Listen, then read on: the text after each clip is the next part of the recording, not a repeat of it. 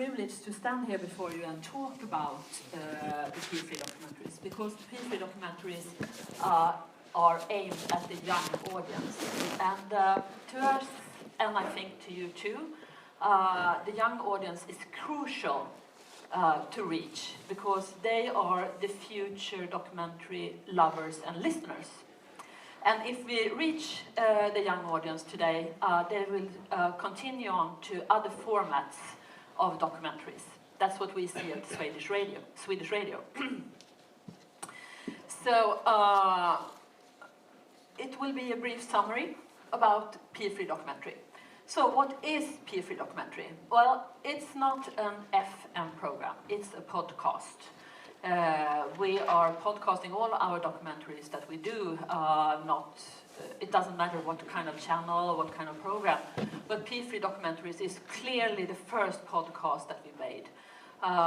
The biggest audience is on the digital platforms, but we are broadcasting it on FM as well too, but our main goal is to reach the audience through the podcast.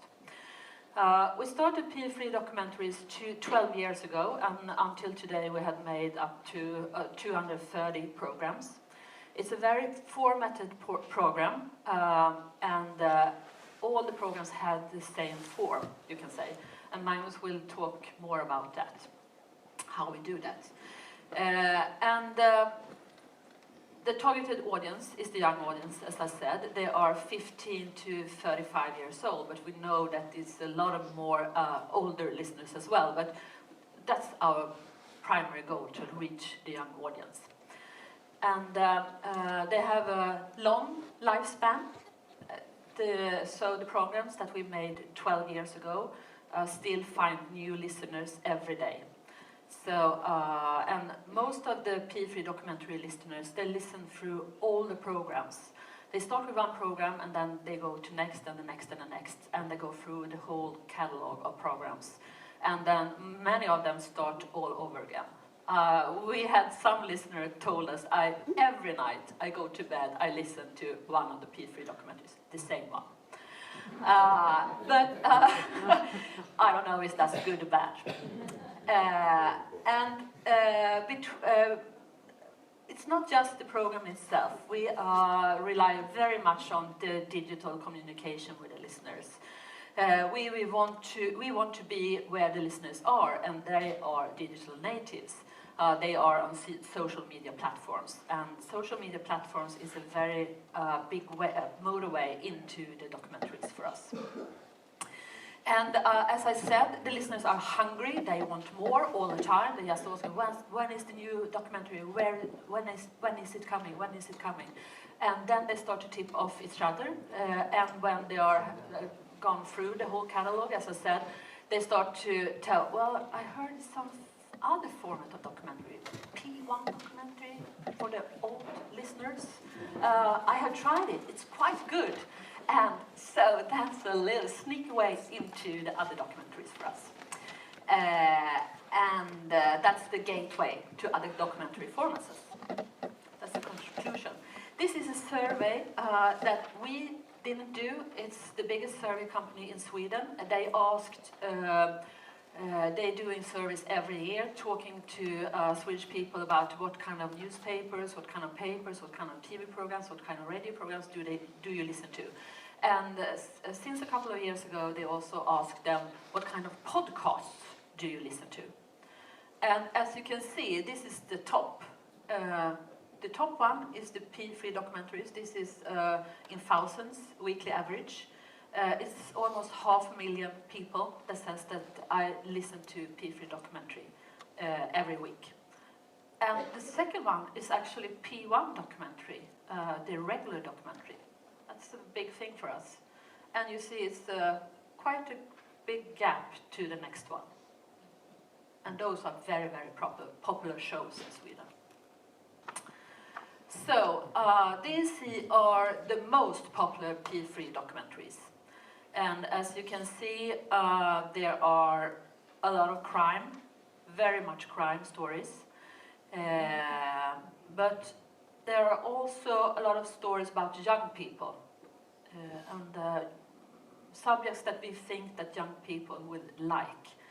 But it doesn't have to be stories that, you know, are part of their lifetime. They are very interested in historical events. So we made the oldest one. I think Magnus will talk about a little bit. It's over 100 years old, and it was a huge success. So I think we have to be broad when we are thinking about what kind of subjects will the young audience want to listen to. So historic events is a big thing. These are the most popular documentaries during the last year, and the top one is Utøya, the tragic terrorist attack on the Norwegian island Utøya. And it's made by Hugo Lavette. Maybe some of you met him and know about him because he has done a lot of P1 documentary as well. One of those was Pre-Europa winner, a woman found dead by Lakeshore. So I think maybe we can listen to the start. And you have, I gave you one of the papers. It's a translation. This is a very short soundbite, 2 minutes, I think, something like that. Let's see if I can get started.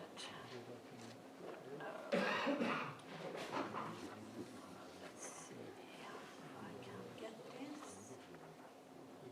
I can't find Nu ska vi se.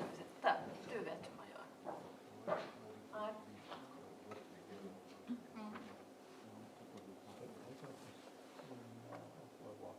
Det funkade först också. Just worked a couple minutes ago. Who's got the red folder with the other transcript on?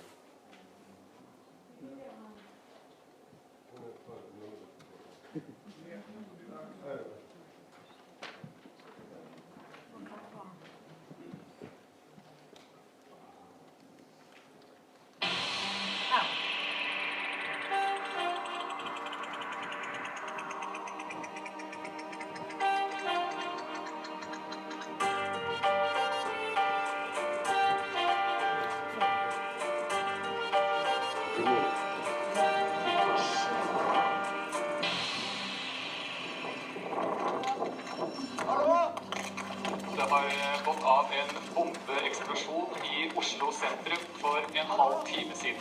Den 22 juli 2011 sprängs en bomb vid regeringskvarteret i Oslo. It was hours after the Oslo blast that news came of the shootings on the island of Utøya. 2 timmar senare börjar en man skjuta deltagarna på ett sommarläger för socialdemokratiska ungdomar på ön Utøya. Nå skyter de på Utøya. Det första jag tänkte var säkerhetsvakt. För det såg ut som en sån uniform som de har. Han har skjutit mig överallt, så Jag tänkte bara... spring. Och så får jag skudd i ryggen. 77 människor dör. De flesta tonåringar skjutna på nära håll. Detta våld måste till. Han ville ta bort nästa generation politiska ledare. Ja, jag kommer till att dö här och där grejt. nu blir jag nog skjuten. Kulspruten i vattnet, liksom att det stod upp små fontäner från vattnet hela tiden när han sköt. So this is the start of the documentary about Utøya, and as you heard, it's very short sound bites from the documentaries, and in the start we are trying to tell the whole story. Everybody should know what the story will be about. So all the P3 documentaries start in almost the same way, and the music is the same in the beginning and the start of the program, and it's a signal to the audience that this is a P3 documentary. And as you see here on the screen, this is the numbers about the audience in Sweden. We are around 9 million people, I think. And the last year, almost 700,000 people listened to the documentary of Utøya. They downloaded or streamed the documentary.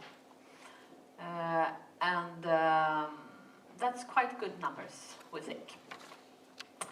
But we also try to develop the format of the documentaries for the young audience. So we had tried to do a series for the young audience. So far we've made one, but we are in the making of two. One will be released in a month or so. This one is about a famous crime story, a murder of a young teenage girl on prom night, and she was murdered by her boyfriend and his former girlfriend. So it was a brutal murder, but also kind of a love story, and it was very much a teenage story. And what we wanted to do is that we wanted it to be told from the teenager's perspective, from the teenager world. We wanted the listeners to be able to dive into that secret world that most of us adults don't have a clue about. And it was also a documentary that was very much a part of our digital platforms, because the persons in this story, they are living their lives very much through social media. And that was also part of the story in the documentary. Let's see if I can... this is a little film that we made for social media, but I don't think maybe I can get it started.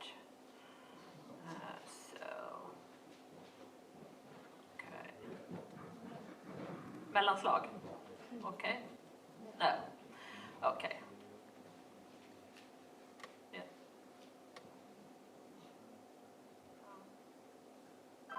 Jag skulle kunna döda för att få dig tillbaka. Jag klarar inte av att sitta här typ 3 säten bort från henne på tunnelbanan. Hon ska dö. Ja, hon ska ju det idag. Har du gjort det än? So this is actually a conversation between the two young murderers when they planned the murder of this young girl. And it says, have you done it yet? No, I haven't.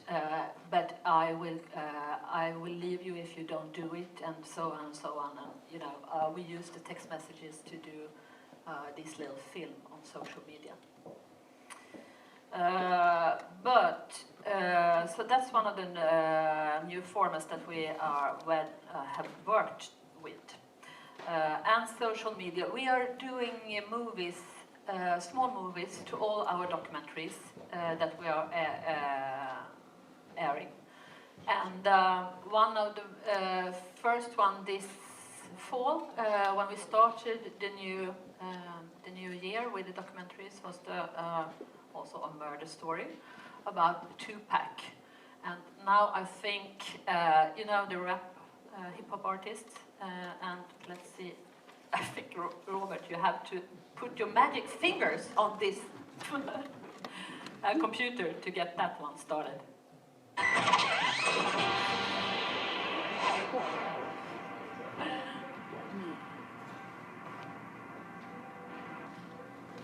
You know what I'm saying? It's just us saying fuck the world. So Thug Life is about coming up, and our motto is fuck the world, because really the world don't care about you. That's what I used to say. This motherfucker is crazy. He used to rap some stuff, and then it happened. This shit is fucked up. We've taken away one of our most powerful voices. P3 Dokumentär. Lyssna i appen Sveriges Radio Play eller där du hittar poddar. So we are airing those movies on Facebook, Twitter and Instagram, but I think we will do it on Snapchat as well, in some kind of way, because we want to be where the audience is. So we have to constantly think about new places to be. And as you see, we really reach out with those little movies. So if you don't do it, it's a good thing to do to get new audience to your documentaries. So now, the big part, and the most important part, the work process. And Magnus Arvidsson is coming up here. He is a producer at the documentary department and work with both P1 documentaries, the regular documentaries, and P3 documentaries. And you're also a documentary maker yourself. Yeah, that's right. Well,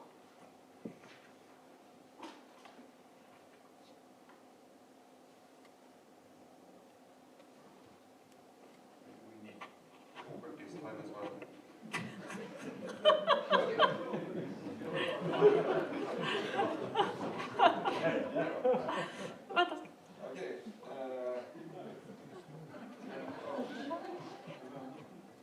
Okay.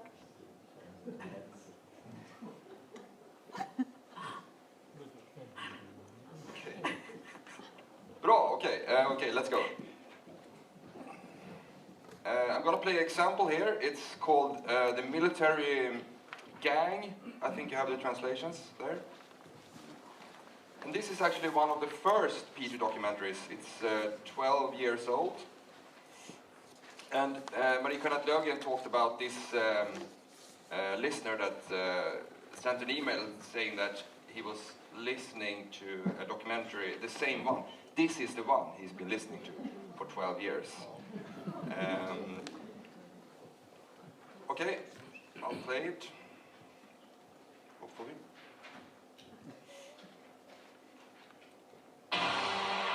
Direkt när de kom in så förstod jag, nu är de här. Så jag skrek bara nej, skrek jag bara när jag såg dem. Men det hörde de ju inte för de höll ju på och sköt då. Under 2 års tid spred de skräck runt om i Sverige.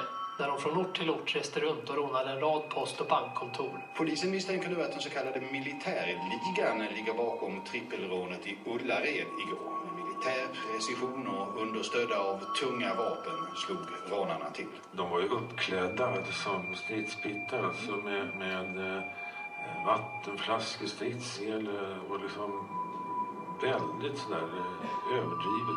Det var ju helt tokiga saker de kom och föreslog egentligen att man skulle åka vissa punkter runt med en helikopter under en viss tid. Och till slut skulle man få något tecken, någon raket eller vad det var som skulle skjutas upp och då visste man vad det var och sen skulle det vara något på marken som visade precis var det överlämnandet av pengarna skulle ske.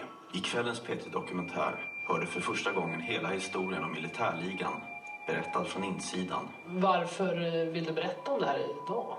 Jag hoppas att det här kanske kan ge en mer avdramatiserad bild än den bild som visades för ett antal år sedan där vi var 2,20 och käkade spädbarn. Anledningen till att man ska lyssna till det jag har sagt är för att jag inte har sagt ett jota på 15 år om de här sakerna.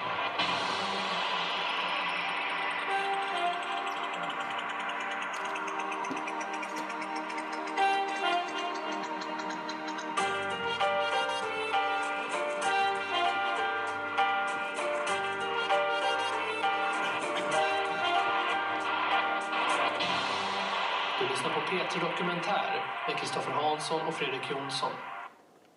Okay, so this was 12 years ago. We can hear that the start is a bit longer than the one you played, and the two one you hear there is the one that started it. Two guys, Kristoffer Jonsson and something with Hansson.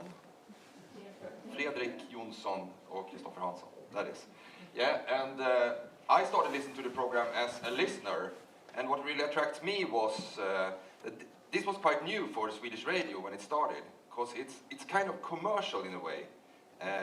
They tell it like no one have done before in Swedish radio, and they were inspired by crime stories, crime books, and so on. And what was new and what was attractive, and I heard it from other people. You gotta listen to this because. You hear the main characters in the story. The villain itself is speaking out. He's telling you how they did it. I'm not sure if he's the one with a gun, but probably. And you can hear it from the inside. And you also heard all those old news clips, and that was also part of the big story. So I tried to do a bit of a definition here. What is a P2 documentary? and you can say that it's got to be a finished story.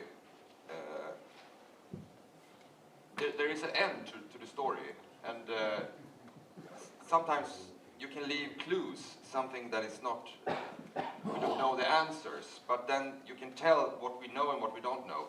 But you know who did the crime, you know if they are in prison, and the pictures here, maybe some of you recognize from Norway, you probably recognize the bleeding guys there, the black metal heroes. And we have someone from Finland, maybe you know the cheating skiing guys.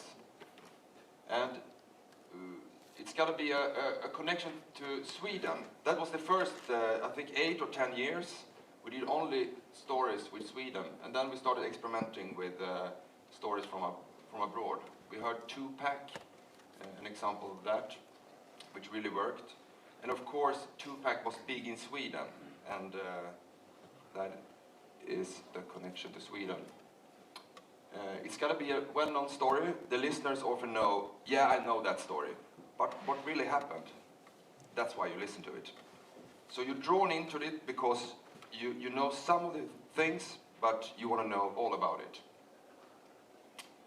And often people say, well, why do you do this documentary? You bring nothing new. I could read the Wikipedia page, and it will be like the same. Of course, that's not true, but it's not an investigation in digging up new facts. But I think the new thing is that is the voices, that people get to hear the real persons involved in the story, but we don't change history. We just tell history. And it's not a personal journey for the journalist. It's not like the story we heard yesterday about the hangman, where you follow the journalist. In a PD documentary, you never hear someone calling someone, trying to find someone. You never hear someone put on coffee, serve you coffee. You don't hear anyone ringing the door, and so on. You never hear a dog barking. It's just these empty voices, and you try to recreate the past.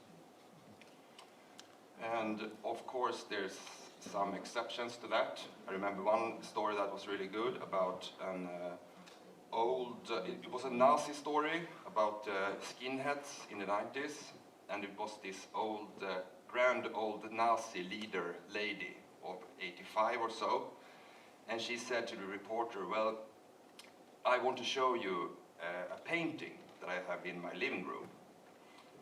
And he said yes to that, and it was a painting of Adolf Hitler.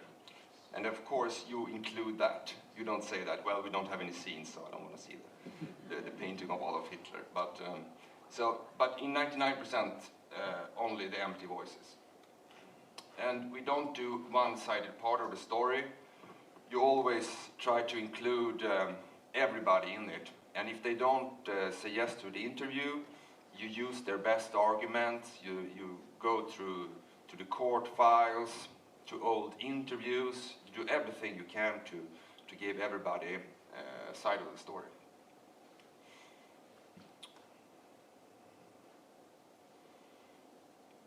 And of course the interview is the most important part. When listeners reach out to us, or if they write on social media, they, in like 80% of the cases, they always celebrate the main characters in the documentary. They don't often say, well, I like this way he was or she was telling the story, I like the music. No, people like the main characters and what they tell. And in the interview, we try to make people talk in present sense. So they say like, I go into the room, there I see this gun in front of me, I shout, instead of like trying to, well, as I remember it, or so on. We just want to create this movie. And we could heard it in the one, the Utöya trailer. You can hear people start talking in a dialogue, for example. If people do that, you have reached the right kind of answers. If they start to talk to you in dialogue, like, help me, and so on. We cut almost always the process that leads up to the answers. So it's nothing like a show-off. Look at me, how good I am doing interviews. I can ask the perfect following up questions. You don't hear much of the interview. It's the naked voice that comes directly to the listeners. And we also use the expert a bit like, so the expert can be part of the story, part of the narrative. So the expert doesn't speak about, well, I was interested in this and I started reading about it, and I decided I want to make my own book, and in my research I have found, but they go directly into the characters. Because they have studied this subject so long that they can really talk directly out of the perspective from the main characters. And the best ones, they go into to the characters. And of course, in an interview, you don't really have eye contact with the one you're interviewing. You ask them to maybe close their eyes, to imagine things, to look out the window and try to recreate the past. Of course, we use archives. Sometimes that can be up to 20-30% of the documentary. And we steal interviews from other documentaries, books, whatever. Try to do the best, give great credit to the ones, and everybody's gaining from that, so no one is really angry, because if you're interested, then you get ideas how to dig more into this. The archives, I think, also have a nostalgia thing. People hear sometimes dead reporters, dead favorite news presenters. You can hear old signatures, and also it recreates the past, because the way people talk and so on.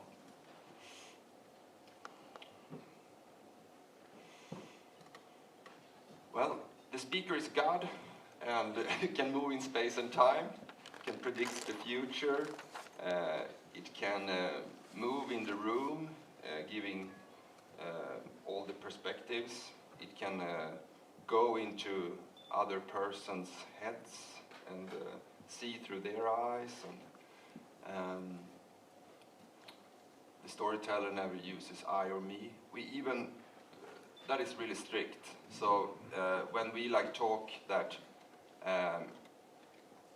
we never say I contacted this person, he said no to an interview. We said PG Documentary contacted this person. We contacted. So it's PG Documentary that is the speaker.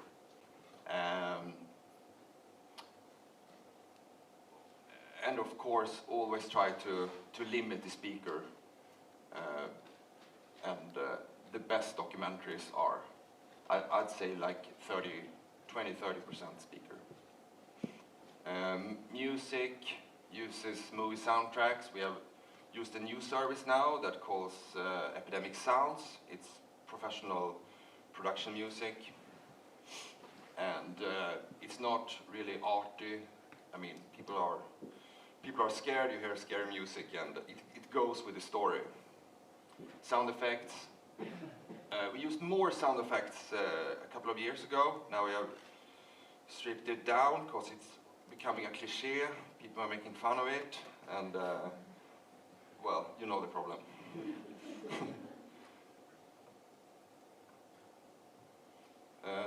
This is interesting, I think.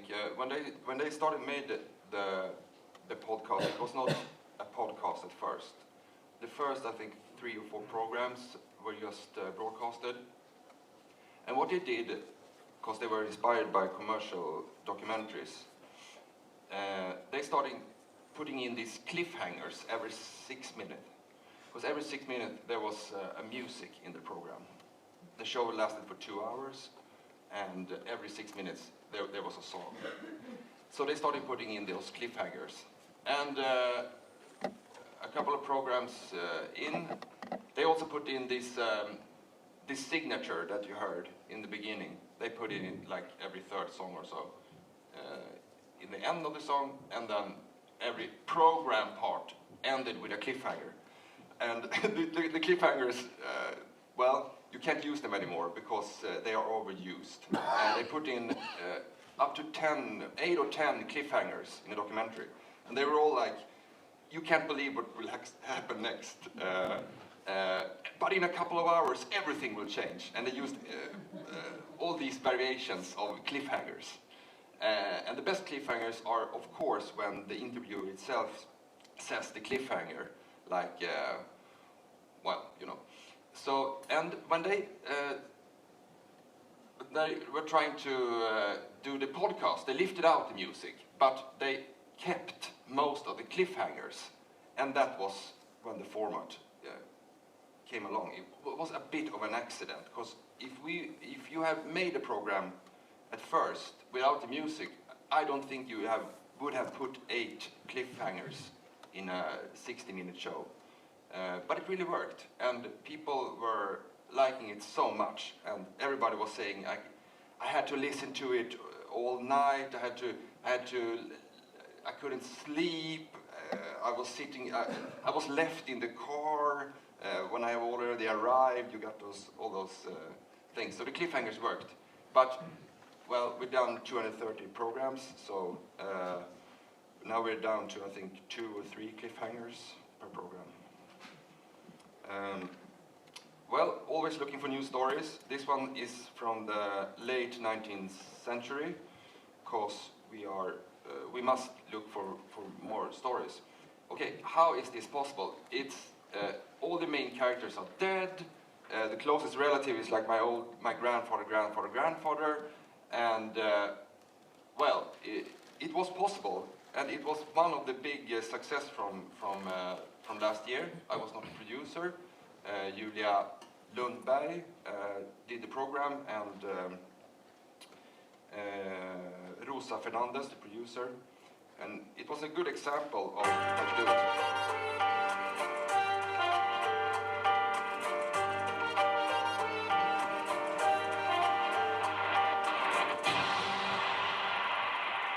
Vi är 3 killar från Stockholm i moderiktiga yllekavajer som helt plötsligt har hamnat mitt i Arktis. Sverige ska vinna racet mot Nordpolen med hjälp av en luftballong. Det har gjorts massor av försök att nå den där geografiska punkten någonstans uppe på norr. Men alla försök har misslyckats. Vätgasballongen i slutet av 1800-talet, det var liksom som en ny och väldigt modern konstruktion. På de flesta ting är tydliga namn. Andrés polarexpedition. Sen går allting fel. De har ju aldrig provflugit örnen när de ska åka. Ballongen dunsar i isen varannan minut. Så händer något som ingen har räknat med. Efter knappt 3 dagars färd nödlandar ballongen mitt på packisen. Ingen vet var de är. De har ingen möjlighet att kommunicera med någon. Det här är ett mysterium som jäckar världen under 33 års tid. Nu börjar folk spekulera. Vad är det som har hänt? Man har sett dem gräva guld i Klondike. Man har fått bevis för att de är uppätna av sibirier. Sen dess har frågan om hur de dött blivit en deckargåta. Vad händer där på Vita? 3 unga friska personer som en efter en dör. Vi står undrande. Vad har hänt här? Och så kommer en jättekonstig lukt upp ur det här hålet. De har råkat hugga spettet in i Knut Frenkels kranium.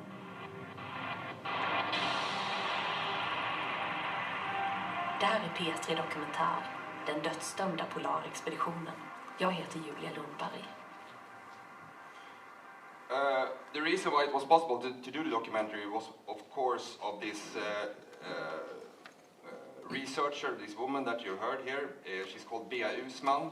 She quit her job as a culture worker, and was obsessed with this case, and she started studying medicine for 5 years just to trying to solve this, and she has written books about it. So with her books and her research, it was possible to do the documentary, and they used also old diaries and so on from the 3 men that died. And if we have a good person telling the story in a good way, and of course all her research, all her own personal journey, the researcher was cut out.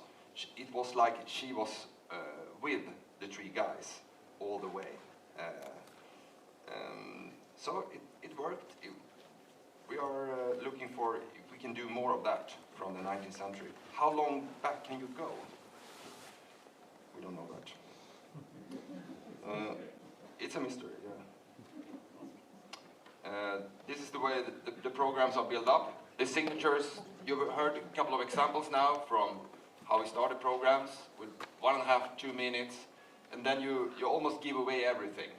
You know the whole story, just leave some clues, and I think the important part with the signatures, the headline start, is that you want to be sure that the main characters are going to speak themselves, and you will be sure as a listener that they speak in a way that you want to, like the naked, real voice. And then we end with a first scene. You land on the ground. You can do that different ways, but something surprising, if it's well, you can start do anything to surprise the listener, I'd say, and start going into this minute or second speaking. And then we end with a backstory. We go to the main story. We end up with some reason often. What does this mean? What have we learned? Try to bring all the clues together. There's an end often with a victim, something that show respect and the bigness of the story, and signature and credits. What the listeners expect is never a dull moment. The main characters, and if the character's not there, you want to feel like they're there. Sometimes people tell, well, I really liked the way this one was in the documentary. Well, he wasn't in it. We just pretended he was there. You thought he was there, but the same structures. They don't want to be surprised in that way. Don't do too much inventions. Satisfaction. You wanna long for the next story. Okay, next one. Welcome. Martina Pirot.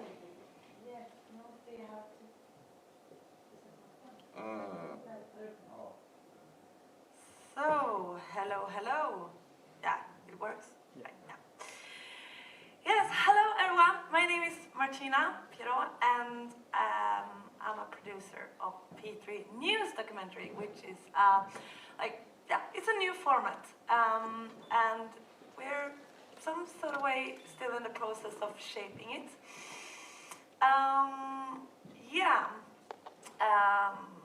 It all started with the terror attacks in Paris, 2015.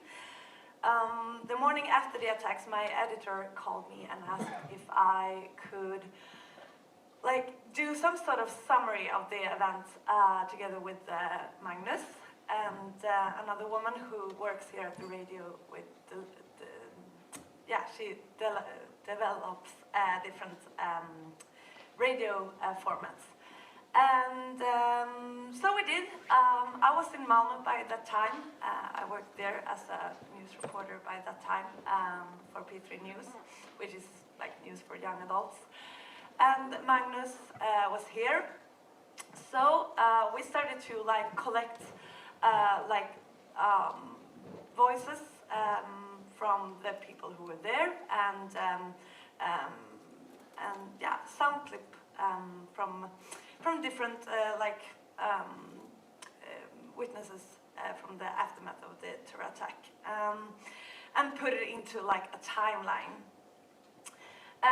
So like, as you all know, it started like a regular Friday night in Paris, and but everything changed when the first bomb detonated outside of the football arena, Stade de France. And yeah, we released it Sunday afternoon, so it was like barely not even 2 days after the attack.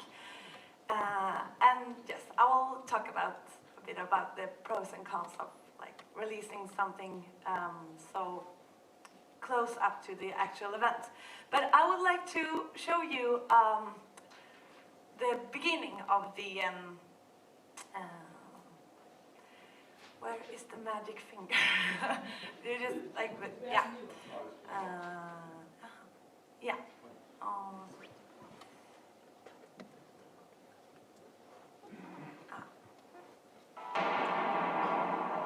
S'il vous plaît, qu'est-ce qui se passe? Hein?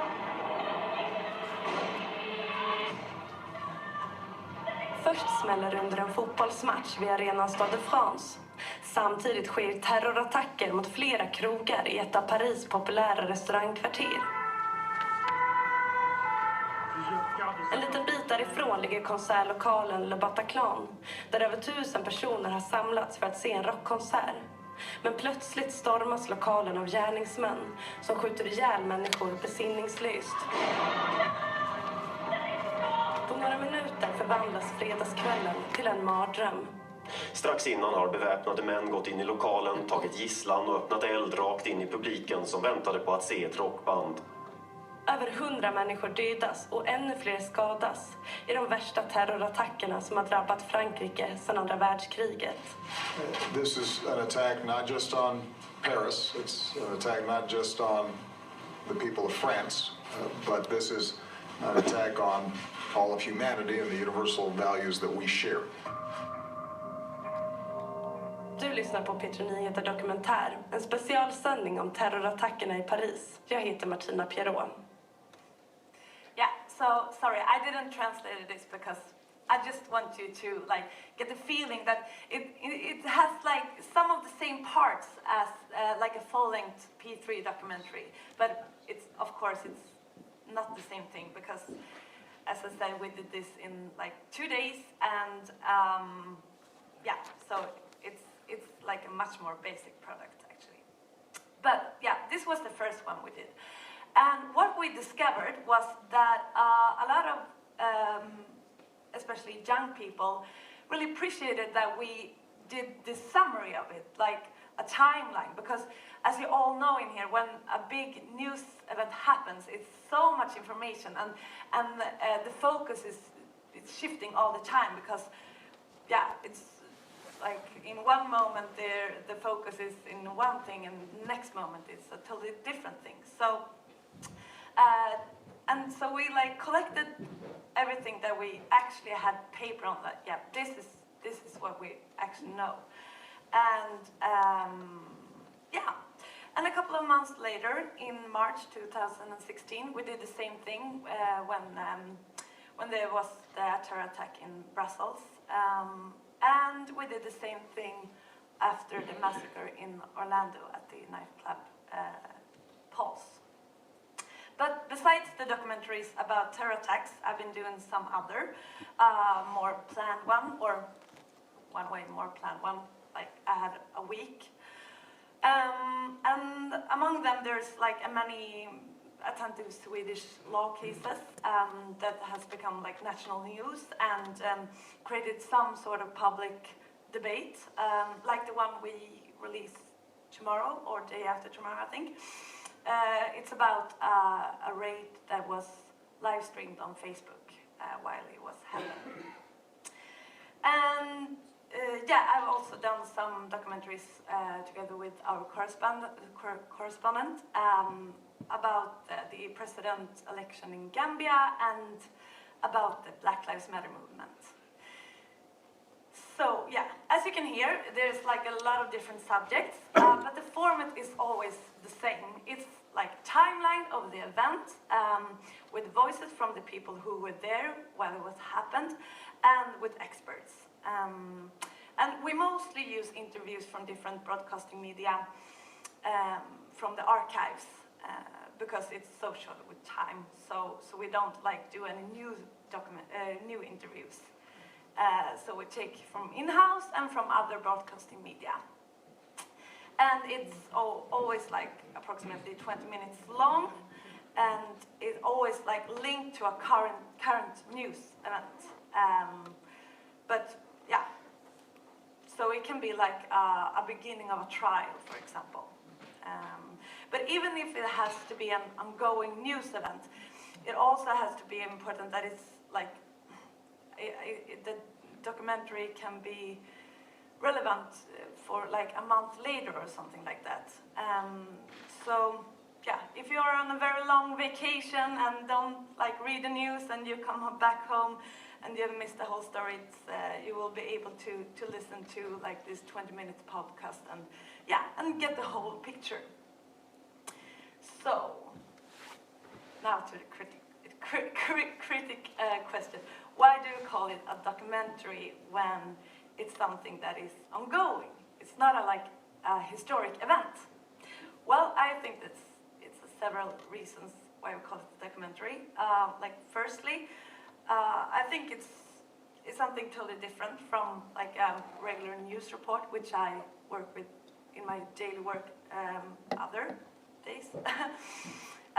Because yeah, it gives you like a broader perspective, and that's somewhat like a full-length documentary do as well. And it also gets the same purpose, like to give the listeners understanding for events that create like contemporary history, and to put it into a context. And we use like the same elements in a P3 documentary, you know, like the sound clip from archives, and if it's like yeah, you know, like dramatic music and this classic dramatical curve, and yeah, voices from people who were there while it was happened. And yeah, but yeah, as I said earlier, I will be very clear that to do something in 2 days is a whole different thing than to do something that you have planned for months or weeks, and like, yeah. And to do something only on archive material. Yeah.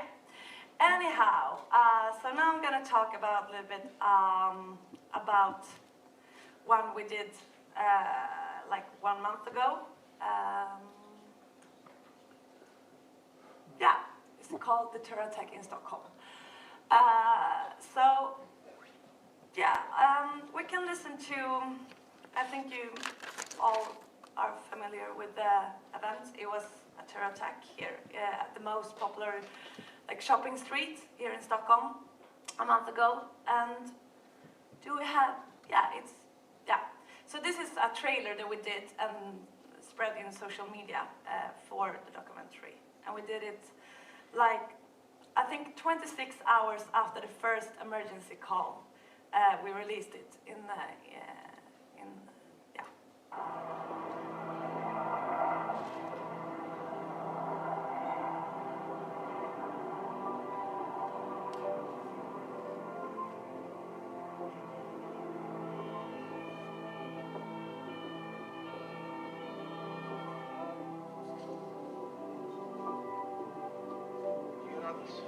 Allt tyder på att det här är ett terrordåd. Nu tänker vi på offren och deras familjer, nära och kära, på de skadade. Och nu uppmanar vi allmänheten att vara uppmärksam och lyssna, inte minst på polisens information.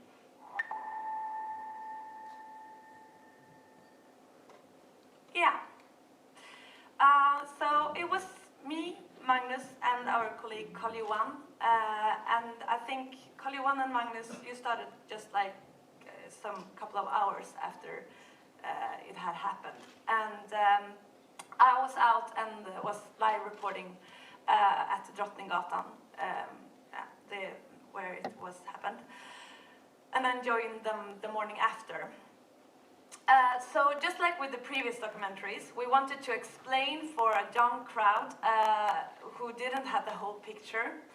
And we had this, as I said, incredible time pressure. So we just like worked and didn't have the time to reflect so much. But yeah, so our focus was to find so many like strong, moving testimonies as possible, and we had like a kind of big problem. Like in all of this, when you do something so fast, when it's still ongoing, that there's so many rumors, and when this was happened, it was like a lot of rumors that later was shown to be false about the shootings at different places around Stockholm. So we needed to like sort among it. And this time it was like much easier to do the documentary in one way, because I was at Drottninggatan, as I said, so so I could like resume the event, and it was like easy to remember some of the details because I've seen it with my own eyes. And also it's our own city, so we know where to find like the right sources and how to describe the surroundings and so on.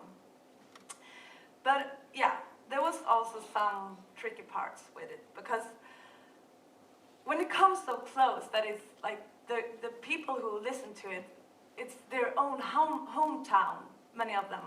And many of the people who listened, they knew someone who was near the track, or at least they have been there and shopping on the street, well, if they're on like a weekend in Stockholm. So many people were like they really appreciated the documentary and said like, oh, it was so good with all the rumors to have like, okay, here's the clear picture, this is it.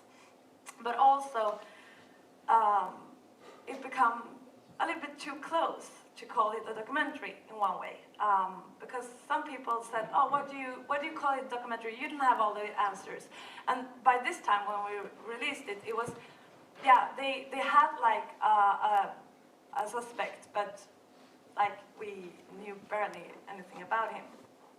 So I understand the criticism, because yeah, I think it would be exactly the same if like a French journalist would do a documentary about the Paris attacks, or yeah, a Belgian about the Brussels attacks. Yeah, and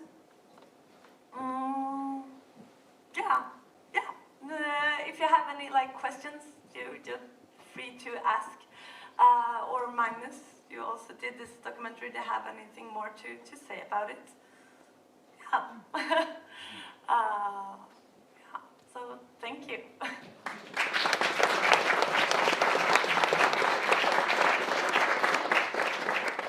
Yeah, so thank you very much. Are there any questions in general to this session, to any of the three? I have a question.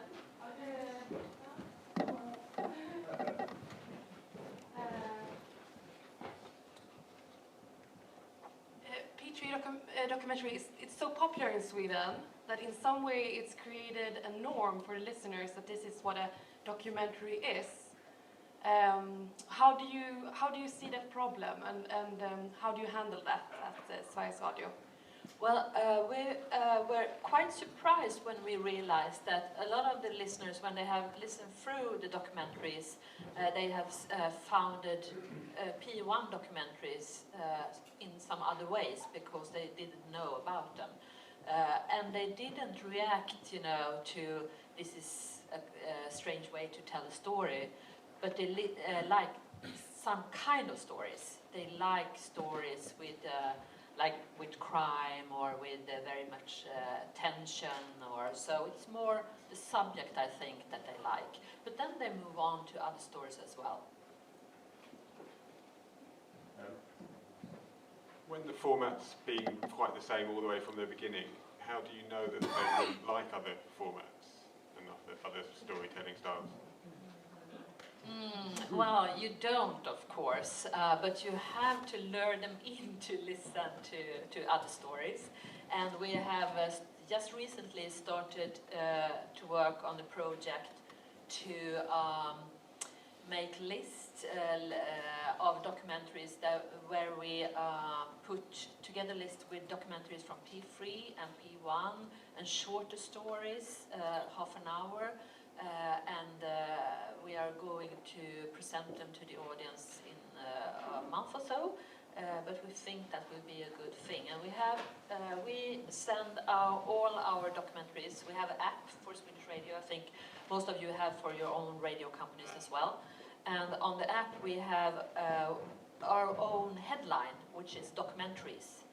And we know that a lot of our listeners go in to listen to the documentaries through that headline.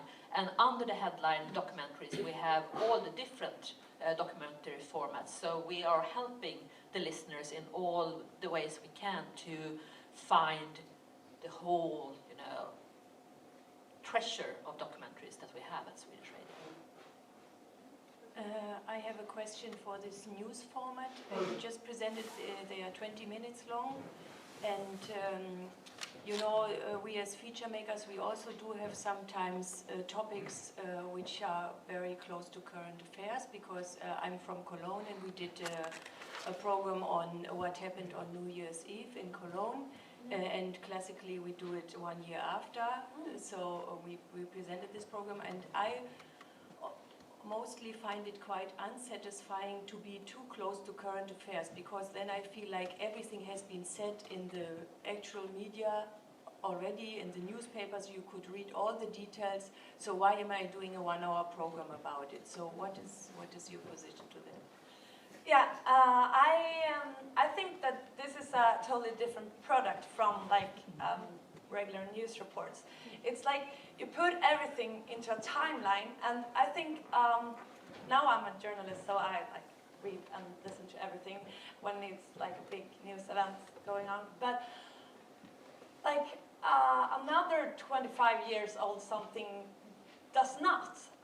So this is like when you put it into a timeline and do it to something that you can listen to in 20 minutes.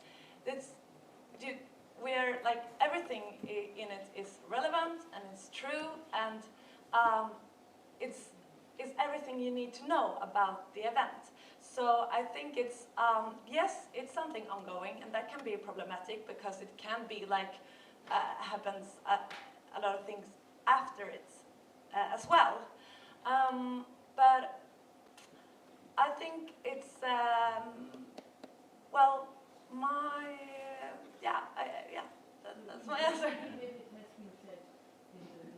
Yeah, because there's so much, like as I said, the focus is shifting all the time. So when it's like so this is I think that what we know in Sweden, I think it's the same around the world, that the young audience doesn't listen to news the way that we do. They don't follow news the way we do. They don't always know how to sort real fact from fake news. They are consuming news from social media, and most of the time they don't know where the news comes from. But if we have a product like the news documentary that is a public service product, and we make it in a way that is, will reach the young audience, then we will help them to really know their facts. So I think the young audience is kind of the key here to reach them, because they don't know all the stuff that older people do. So. Last question? I don't want to be rude, but crime, death, terror. How would you answer the charge against all tabloid journalism that it just simply appeals to sensationalism?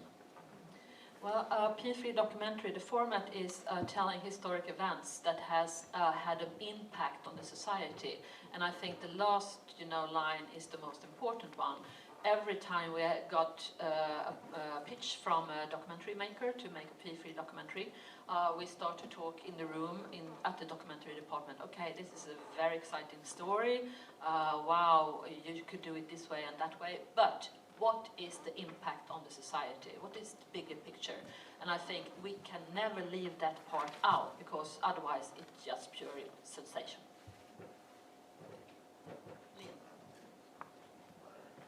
I promised it would be the last one, but then there's a last. Thank you so much for a great presentation and really honest with the information. I have two short questions. The first is, what analytical tool do you use to collate your statistics? The second one is your social media voice. In terms of Twitter and Facebook, do you have a following for P3, and if so, what size is it? Okay, we have our social media expert here, Sofia. So, could you just repeat the questions? So the first is podcast statistics. How do you collate them? What do you use? We use Google Analytics as the prime collection tool to gather statistics and to see the relation between social media, the website, and the listening. And we have an analytics department here at Swedish Radio that helps us out since we have a lot of things on our plates. And then we use the insights tools, the analytics tools for each social platform, Twitter Analytics, Facebook Insights, and then Instagram stats as well. And then we just gather from all those platforms to get the broader picture. But I would say that Google Analytics is the prime tool for that. And also since we have a new app, and we have started to collect stats from the app too, and that's quite new. I think we started this year, and then all the users had to answer a question if we could collect their stats, and very, very many said yes in a very short time, so it just poured in information. That's very nice. Was that it? Yeah, okay. We need coffee. Coffee is until 10:30, and then we'll meet here again.